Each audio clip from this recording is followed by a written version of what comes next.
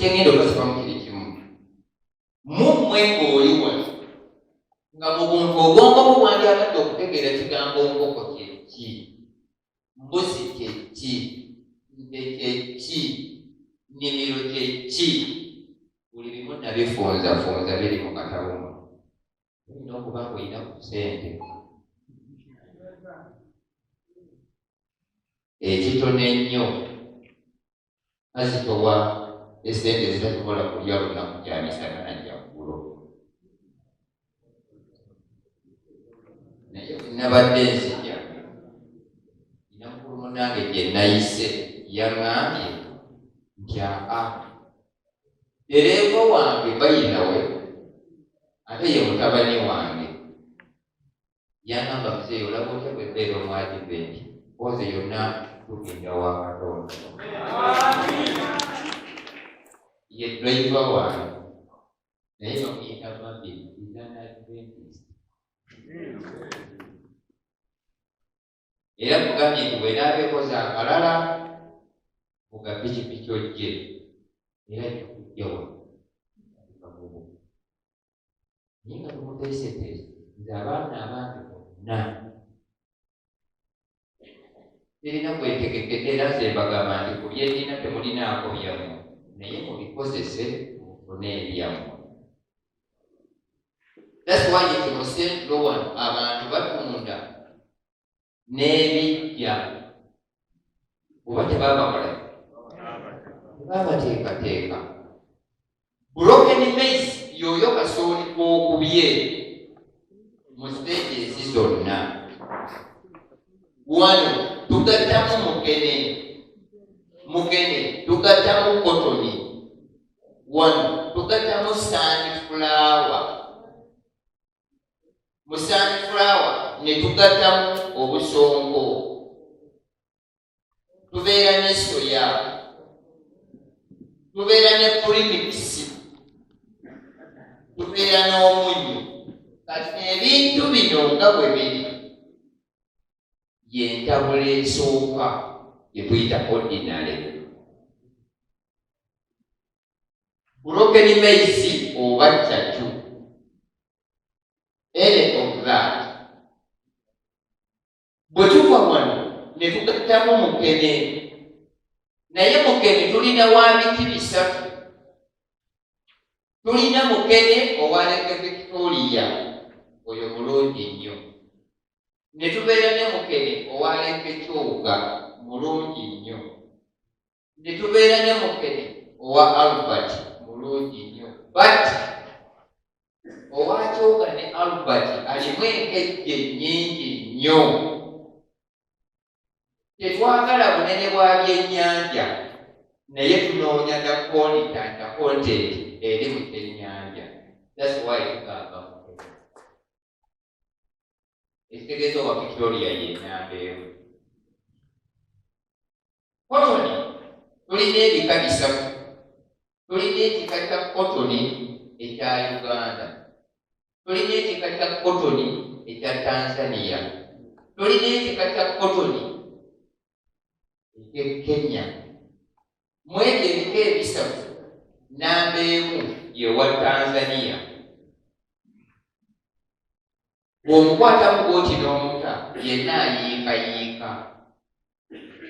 Naye owa Uganda n'owa Kenya alimu fiber mungi, enkoko zifuna concentration zisala amagi. That's why timumu abalunda enkoko abali mu ziri ezibeeyaali. Obuzibu bwe tusanga bw'ogenda n'ogula mukene nga mulungi olwaleero nga ne kotoni mulungi olwaleero, weggwaawo n'oddayo okugula mukene ne bakuwa wa Albert ne bakuwa kotoni owa Kenya zigenda kusala amagi. It is due to fix and feeding.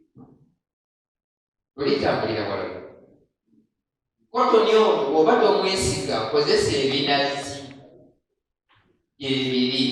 It is the substitute for this. Bwe tuba tutambula emmere y'enkoko, enkoko ento tetuteekamu sunflower. Sunflower nga sunflower ye amazima amatuufu atala masavu. naye osanga omugwagwa mu nkoko ezitakulwira n'ateekamu sanikulawa, mu bukoko obuto n'ateekamu sanikulawa, aba akuyiiya. awekubeerale omugaso gw'obusonko magonga nakugumya, tetuyita kalisya. Kalisya tulina wabiti bisatu. Tulina obusonko netuba ne puresya muwoweke ne limestokofeed. Limestokofeed alimu ebika bibiri, waliwo omweru n'owa black. Enkoko ento tukozesa mweru, bwe ziba zitandise okubiika tukozesa wa black. Ekyo ne tugita. Then soya tukozesanga soya nga si musiikeko. Never use soya when not roasted. Lwaki? Enkoko zijja kusigala nga zifuluma kalimbo wa brown olutye. Tulina kusooka musiikako ne tujja mukwata ziri ezirimu ennyingi ennyo, budde omungi. This is going to work for you. Buddeyo tugenda ku ntabula ey'okubiri. Oyo kulimikisi ebyo by'abazungu kirina kitalako okwo, naye bw'oba tutaddeemu kulimikisi genda ofune ensigo za mulinga zisekule gattamu totekamu kulimu tetukimaze. Concentrate.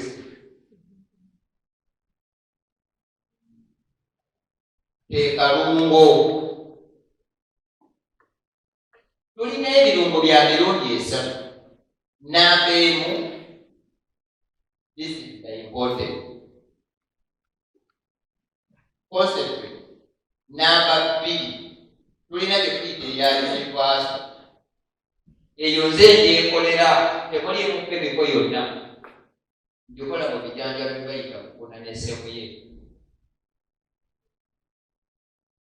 Entabula ey'okusatu yeero gye tukozesa nga tukozesezza busa bwange.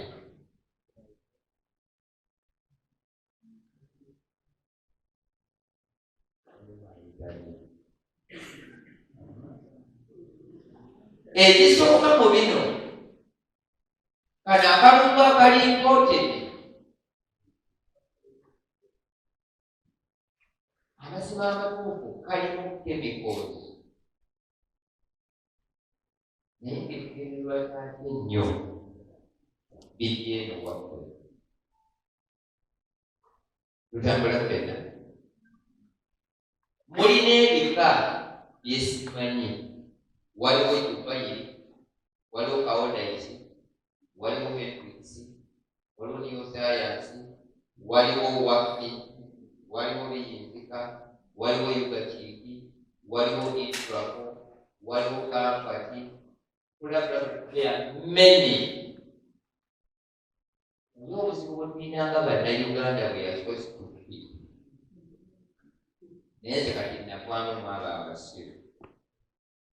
Ogenda n'ogula akalungu, pretty open and very clear, ndimu kanisa. Emmere nnamba emu, oba akalungu nnamba emu, ye waffe. Bali so strict waffe. Tolisanga kitukule mu waffe. Era nito okugamba nti mu Kampala mulimu oku webituukira era ababyagala we babijja. Akalungo akaali nnamba bbiri yali kawodayisi. Nze nakwatagana n'ababireeta wasisinkana Lugogo ne bangamba tuyinza okukola nawe bizinesi nga bandeba ebyenfuna onando ne bafuna agenda.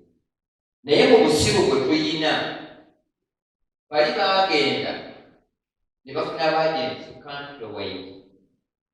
Kati baagenti agamba agenze okugula akalungo ako otisala bulungi kuno yuza kusala bulungi buzi zino ekipapula ekyo olina kukikolako ddane bw'okikomyawo bw'emitwalo emeka mimi kyogenda kuzaayo ekipapula ekyo bakiripaakingemu kyebaagala.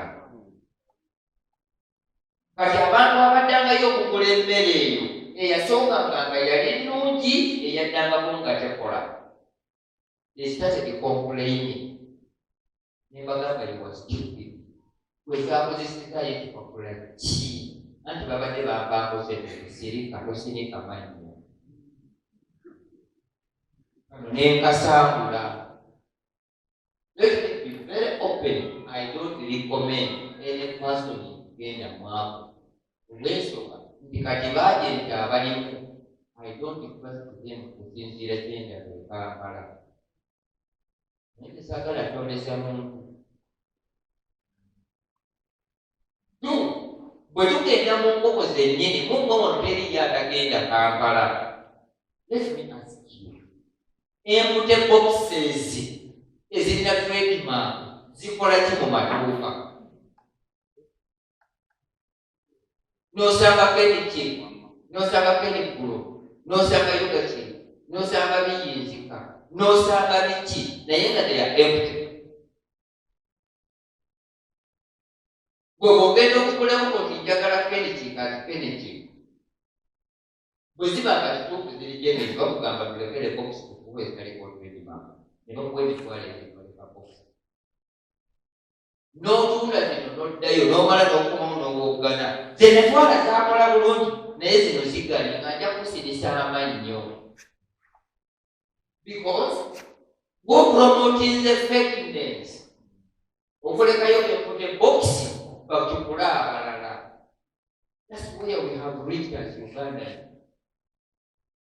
Kampala sikyalyaja no era nsobola kumwana olwaleero bwenge waliwo mutannakasi kuba bemeggala nabo baki batamukonsaani amayembe g'enjege mulaba ge batisse ku mmotoka tetulina bibundi byuma bya yujiru balikubamu mukene n'ogenda n'ogula mukene ng'ali bwati ebyo yebeera mukene ebeera mayembe gaali enkoko nezifuluma kalimbo abadde waliwo ng'akaayana kugemmere.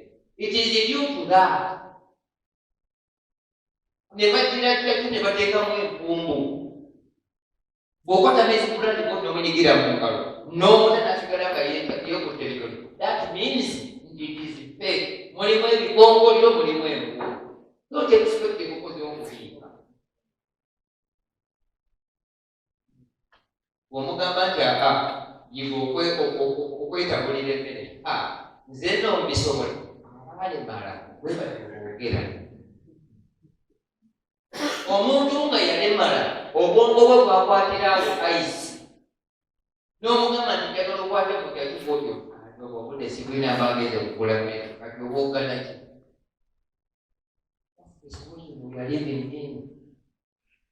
yakekwagomba amazima tulina kukola tutya nga bannayuganda ffe twebaffe bennyini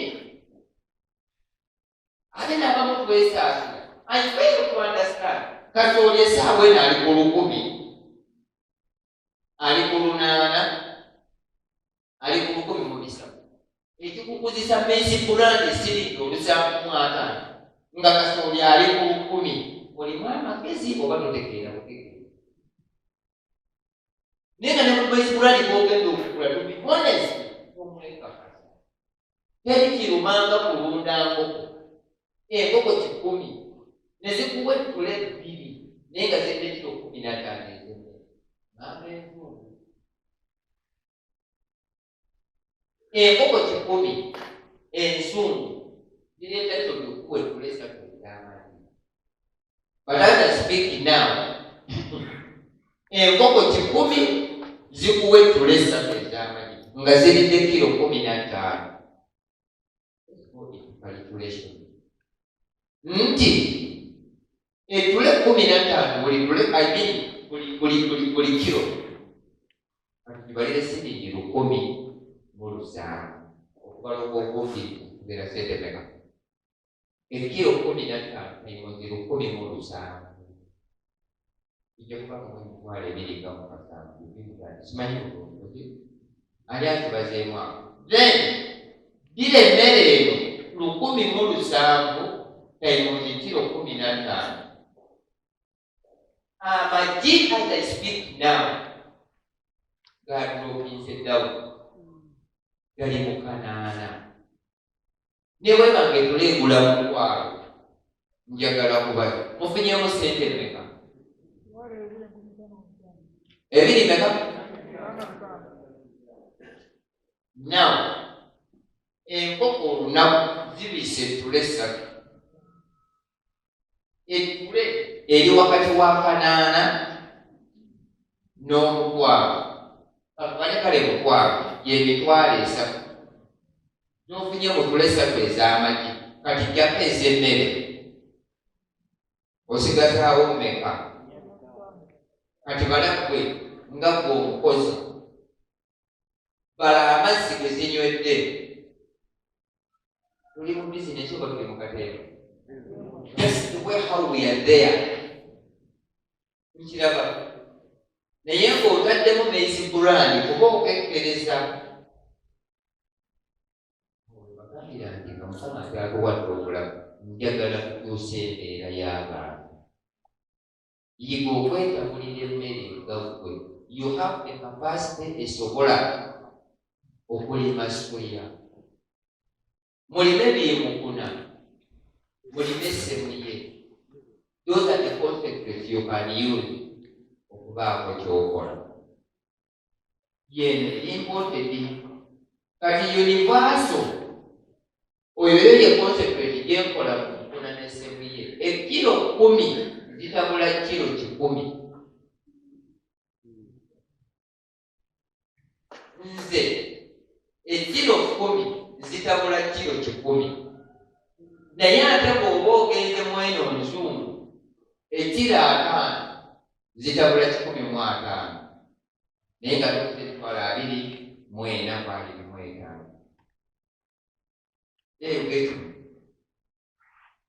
emitwalo 10 gitabula kiro 10 emitwalo 24 gitabula kiro 15 tegeera awo nkuddewo buno obusabwente bwenjagala okumunzika nakyo mu kyemmere tuli mu nkoko nansi tuli mu nkoko eza kuroira enkoko zetuyita eza longotaamu ku mulundi guno ogusooka okozesa concentrate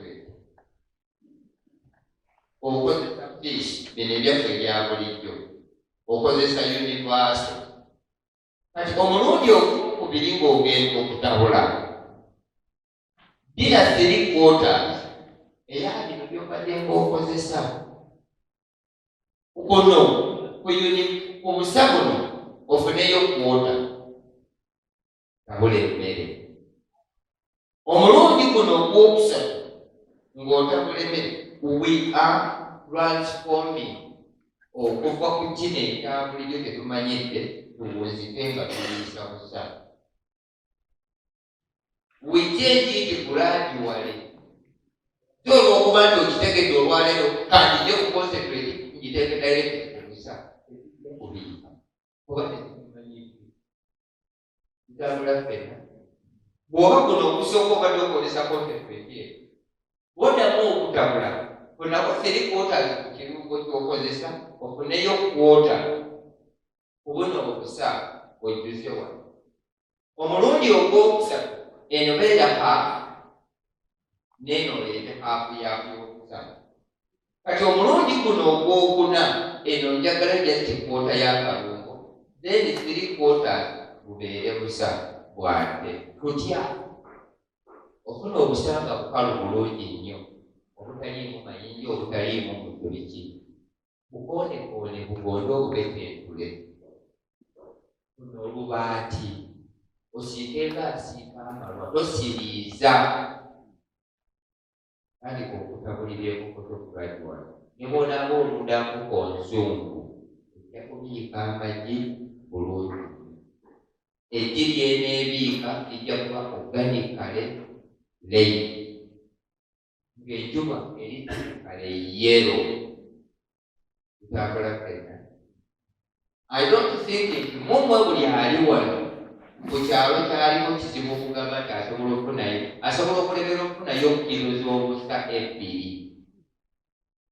Ekisoboka.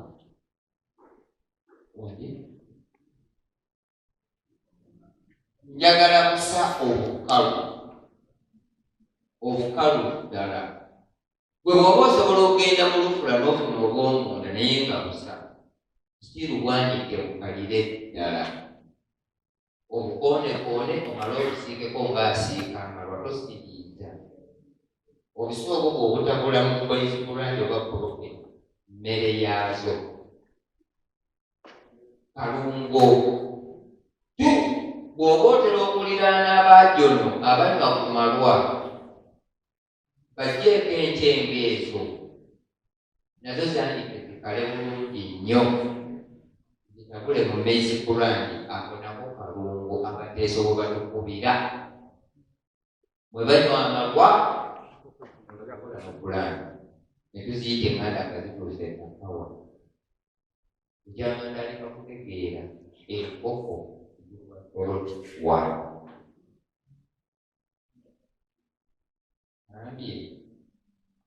Balina akalungo kaabwe ak'obulo n'omuwemba. Encenga ezo tebamala okunywamu amalwa gaabwe bazaanika bulungi ne batabula mu kasooli ne baliisa enkoko zaabwe.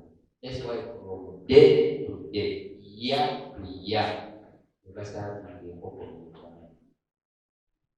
Nakati kitandika wano emitiiyana. Kati kwate tugenda kugattamu obusa. Obusa buno kuna neighbor wa atamanyi kyakubukozesa. Okiliiningi genda obyolerengawo. Bwanike kale bulungi nnyo obukoonekone obusiike ng'asiika amalwa. N'obukyusa bulungi gumu osooka ogenda ojja kwebyo by'omanyidde enkolankola graduate. Okabona otabula obulungi okuzeebayo. Obala ng'otabula okozesa kilo 3. That means nti kati esayidi eno akalungo tekamu just kilo 5. Ekiro 25 zibeere busa. Enkoko yejja kukula bulungi ate ebiike bulungi. Naye ekyo tuwa nkoko za longo term, loko, leya, broiler, Sussex, Rainbow. Towa broiler. Kuba broiler it is a short term, just 4 weeks to 6 weeks ng'okola ki? Ng'otunda. Buno obusa tebukola ku broiler. Tutambula fenna. Ekyo ekyendiisa kimaze. Bambuuzizza enkoko eriko 7 lwaki loko yeesinga? 1 loko ekumira embeera bagiyita all weather. 2 enkoko ewangala wakati w'emyaka 5 ne 15 ey'eŋŋanda. 3 enkoko eŋŋanda ebiika n'emaamira ne yeeyalulidda. Number 4 enkoko eŋŋanda in the actual sense ekumira buli mbeera. Oba eridde oba teridde yeeriika. Those are the advantages of enkoko eŋŋanda. Kati enkoko enzungu ng'enzungu ezo ze tuyita layers tesussa myaka 2. Why? Those are contract chicks. Ezo nkoko bazituwanga za contract lunda zigweko olunde okomewo ogule endala. Ne broiler bwe ziri. Kati ngenda ne nebuuza gwe olina enkoko layers 10. Etandika okubika nga ya myezi 4 n'ekitundu oba emyezi 5. Mu nkoko 10 mubikamu only kitono nnyo. Ezibiika 90 oyina kusinziira nga wazijja wato. Nesta kubiika nsanvu ku kinaana n'ebika omwaka gumu ezitaliko bivaako naye ate nga mu kino baganda bange njagala kyomutwale bulungi ono yandeese kugabana bye tukola mbagambye nti enkoko zonna ntaabuka all the breeds nzikola nziyina zino ziyeno efaamu yange n'abakampanizi endala bwe bati bwe bali eno yeba esooseewo bwetaalika okubiika bwe bwogenda n'okula enkoko njagala tubeeremu amagezi nojja n'okula enkoko ewange 10 nkuteremu enkoko endala 3 nkwebaza ki kundeetera ssente. We need to think. Nze kati amagi ga layers, amagi ga broilers, amagi ga Saso, amagi ga Sussex, amagi ga Bendigo, bayimpotinga direct okweyo. Kati bwekuteera bakunyirawo. Teriyo nkoko eva bweru esukkamu extra enkoko bbiri. It is not there. Tebakulyekyo. Naye zino zetwaluliza wano nabivaamu ogenda ne bakuwa enkoko 10 naye nga tulinamu zino ezituuse okudispozinga off ne bakuwayo enkoko 3 ne bakuwa enkoko ezirimenti okubanga zezirina okubiika amagi n'oyaluza ne bakuwayo enkoko 4 ne bakuwa enkoko ezaazino ezitandika okutandisa okubiika ne bakuteekeramu 6 anti bw'ogula 10 bakuwa ameka 3. In human being medically oba biologically omwana ow'emyaka 9 afuna olubuto nga muwala tukimanye ekyo.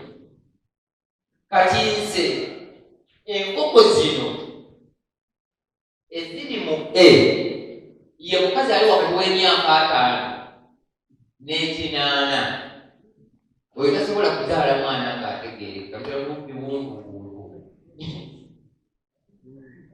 Omukazi ateekeddwa okuzaala nga wa myaka 4 naye osanga n'ow'enkaaga ng'akyali muleeba anti Katonda be yanteekamu ennina okuzaala bazaala bawungu. 1 omusaayi guba mukoowu, 2 n'amagumba gaba manafu, 3 n'obwongo bukoowa. Zezino enkoko ezikaddiye bubeera started tebukula. Ze broiler tebabawa ne bubeera omwo nga bulinga busaage baba bakwata kuzina ezikaddiye. Broiler entuufu erina kuba nga ya myezi 6 ku mwaka gumu. Eyo bwe baba nga bagikuwadde within 4 weeks eba ezitowakiremu ne gulamu 2.5. Kati ne bakugattiramu zino ezitandika okutandika ye mwana ali ku myaka 9 paka ku 20 oyo aba tannategeera byakuzaala. Bwe buna obukunkumukira mu bbuluda nga buto kyendoogerako ekyo mukitegeera kano. Buli lwoligula enkoko ne zikunkumuka mu bbuluda nga nto omanyanga kumanya nti agamagi gonna gaali maki mato. Bw'ogula n'osanga oguli started nga tebuva mu kifo zaali zikaddiye tezinyetaga kwabuzaamu nkoko. Now let me ask, ekyo tekiri mu nzungu tekiri mu Nganda oba ekisoga oba enteeso. Enteeso gyekoma okukula ate gyekoma okubiika obwana n'okwaliza obwana nga buli paako. That's the difference. Gye yeeyongera okukula obwana nga buli kwogereza ekitali mu nzungu.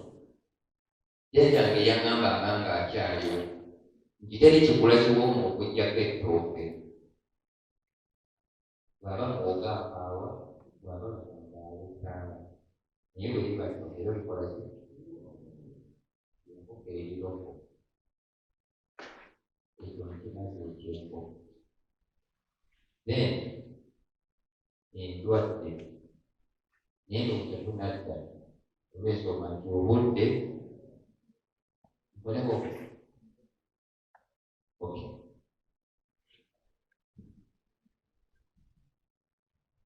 Diseases